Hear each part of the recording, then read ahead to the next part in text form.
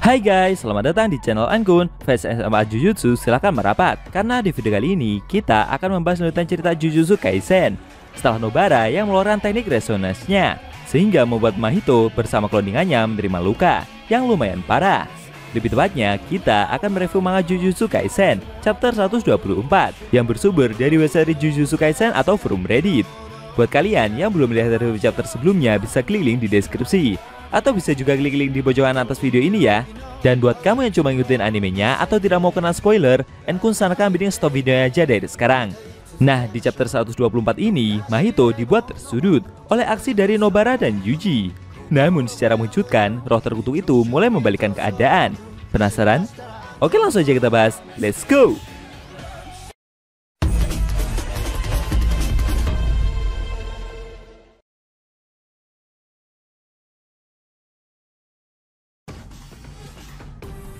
Judul chapter ke-124 adalah Insiden Shibuya, bagian ke-42. Di awal scene, kita diperlihatkan Yuji yang melihat tubuh asli Mahito menerima luka yang lumayan parah. Melihat lawannya tidak bisa bergerak, dengan sigap penyihir tersebut memukulnya dan membenturkan ke dinding dengan sangat keras. Serangan besar itu membuat Mahito mengalami muntah darah. Roh terkutuk tersebut merasa jika efek teknik kutukan yang dia terima barusan masih begitu terasa, dan itu membuatnya tidak bisa bergerak dengan baik. Yuji berterima kasih atas usaha yang rekannya itu lakukan. Kemudian dia kembali melancarkan pukulannya dan memukul Mahito secara bertubi-tubi. Efek serangan tersebut membuat roh terkutuk itu semakin menerima luka yang begitu parah. Dalam hatinya sendiri, Yuji yang terus melancarkan pukulannya itu berkata jika dia tidak mampu menyelamatkan siapapun. Dia mengakui telah menyia-nyiakan usaha semua orang. Tapi kali ini Yuji berterima kasih kepada temannya itu karena menunjukkan kalau saat ini dia sudah tidak sendirian. Itulah kenapa kali ini Yuji bertekad untuk membunuh Mahito di sini sekarang juga. Kemudian penyihir tersebut memukul roh terkutuk itu dengan tenaga yang jauh lebih besar dari sebelumnya. Mahito sendiri yang dipukuli tersebut sampai babak belur dan membuatnya tidak bisa bergerak. Di sisi lain, cloningannya yang telah menerima teknik resonance tadi mencoba untuk berdiri. Nobara merasa jika teknik yang dia keluarkan barusan sudah bekerja. Menurutnya, serangan yang akan lawannya ini lancarkan harusnya akan mulai melambat. Dia berkata jika saat ini adalah waktunya, pertarungan mereka akan baru dimulai.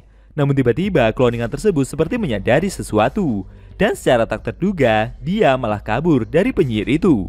Melihat sikap tersebut membuat Nobara begitu kaget. Sontak saja, dia pun segera mengajar roh terkutuk itu sambil memintanya untuk berhenti. Nobara juga berusaha untuk melancarkan beberapa pakunya dalam menghentikan Mahito. Tapi dengan gesitnya, roh terkutuk itu mampu menghindar. Sambil terus mengejar, dalam hatinya sendiri Nobara merasa jika sebenarnya dia bisa menghiraukan roh terkutuk ini dan langsung pergi ke lantai B5F. Namun dia sendiri tidak bisa membiarkan Mahito berkeliaran sesuka hati, karena itu akan dapat menyulitkan mereka lagi nanti. Kemudian roh terkutuk itu berlari menuju lantai bawah tanah. Nobara cukup terkejut. Dia berpikir kalau setelah ini akan mengalahkan cloningan itu, sekaligus bergegas menuju lantai dasar. Sedangkan Yuji sendiri masih terus melancarkan pukulannya demi membunuh tubuh asli milik roh terkutuk tersebut. Akan tetapi Mahito malah membelah diri menjadi bagian-bagian yang begitu kecil. Yuji yang melihat tubuh kecil roh terkutuk itu yang berlarian mencoba mencari di mana bagian tubuh yang berisi bagian jiwa milik Mahito. Ketika dia menyadari jika di sisi sebelah kirinya adalah potongan tubuh yang memiliki jiwa tersebut, dengan sigap dia segera menghabisinya.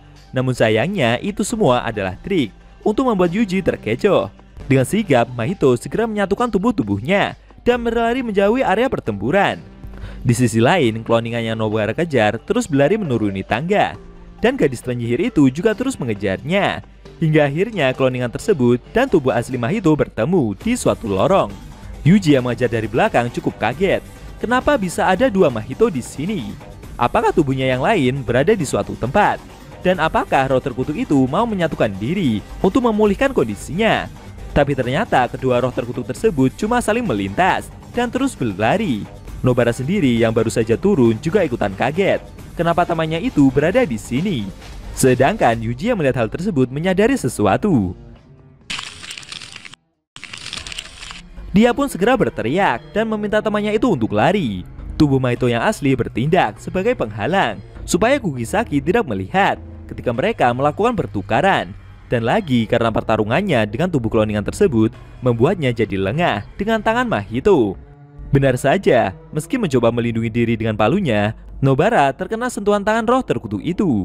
Selesai melancarkan serangannya, Mahito segera melompat ke belakang sambil tertawa jika barusan serangannya sungguh begitu telak. Sedangkan kloningannya sendiri yang berlari ke arah sebaliknya tersebut langsung dihabisi oleh Yuji dengan satu pukulan kerasnya hingga wajahnya hancur. Kemudian Yuji segera menghampiri temannya itu untuk melihat kondisinya. Mahito sendiri yang selesai menyentuh wajah gadis itu bertanya dalam hati. Sebenarnya dia tidak bisa membunuh Nanami hanya dengan satu sentuhan saja ketika pertempuran pertama mereka dulu.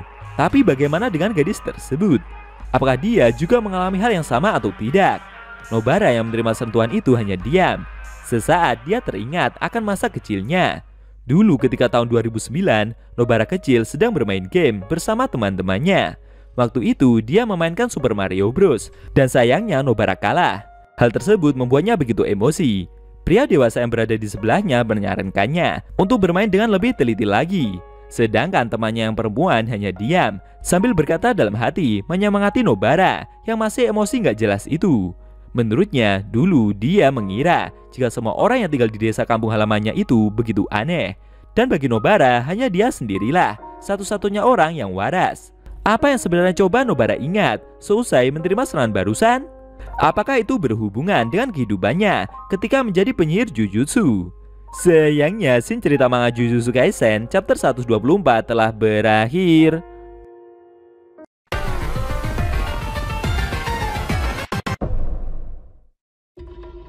Nah, itu tadi review manga Jujutsu Kaisen chapter 124 yang isinya memperlihatkan wajah kiri Nobara yang telah menerima sentuhan tangan dari Mahito. Kejadian itu membuatnya terdiam dan sesaat dia jadi teringat akan masa kecilnya ketika masih tinggal di desa. Bagaimana menurut kamu? Jangan lupa tinggalkan komentar kalian ya.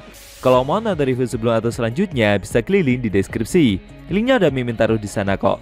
Buat kalian yang nonton review manga Jujutsu Kaisen secara maraton, bisa klik link di deskripsi juga ya guys. Oke, tekan like kalau suka sama video ini dan dislike kalau nggak suka. Jika ada kata-kata dari Enku yang kurang pas, Enku mohon maaf dan sampai bertemu di video review manga Jujutsu Kaisen selanjutnya.